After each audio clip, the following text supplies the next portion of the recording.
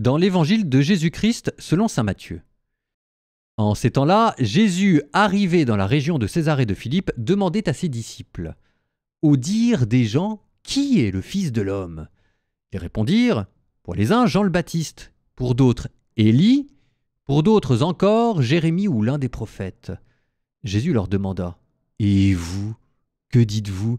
Pour vous, qui suis-je » Alors Simon-Pierre prit la parole et dit « Tu es le Christ, le Fils du Dieu vivant. » Prenant la parole à son tour, Jésus lui dit « Heureux es-tu, Simon, fils de Jonas.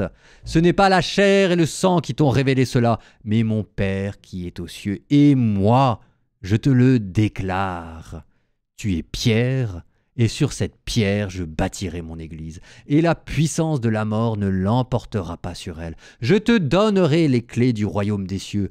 Tout ce que tu auras lié sur la terre sera lié dans les cieux, et tout ce que tu auras délié sur la terre sera délié dans les cieux. » Alors il ordonna aux disciples de ne dire à personne que c'était lui le Christ.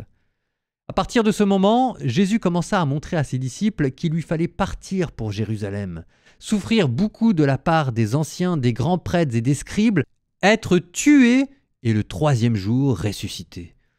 Pierre, le prenant à part, se mit à lui faire de vifs reproches. « Dieu t'en garde, Seigneur, cela ne t'arrivera pas. » Mais lui, se retournant, dit à Pierre, « Passe derrière moi, Satan, car tu es pour moi une occasion de chute. Tes pensées ne sont pas celles de Dieu, mais celles des hommes. »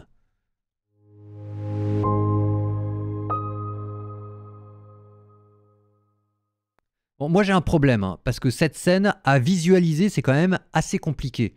Jésus, se retournant, dit à Pierre, « Passe derrière moi, Satan. » Si jamais il se retourne, ça veut dire qu'il est devant ou qu'il est derrière Pierre. Enfin, je ne sais pas si vous voyez, mais de deux choses l'une.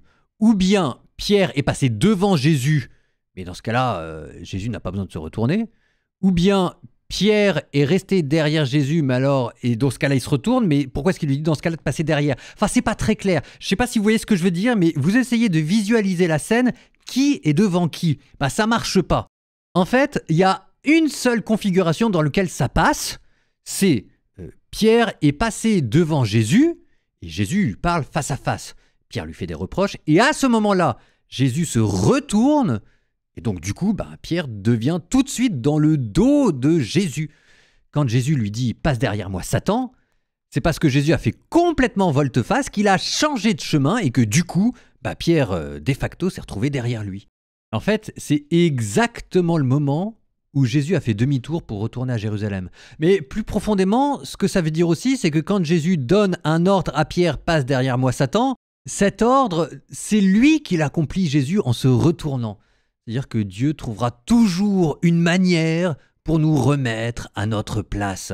Il y a des leçons qu'on n'arrivera jamais à comprendre et c'est Dieu qui se débrouillera toujours pour que tout d'un coup, dans notre vie, on se retrouve dans des situations telles qu'on n'a pas le choix, on est repassé derrière Jésus. C'est assez sympa de la part de Jésus, c'est que d'une certaine manière, il laisse pas le choix à Pierre. C'est comme s'il prenait tellement soin de Pierre que c'est Jésus qui se débrouille pour que Pierre reste à la bonne place.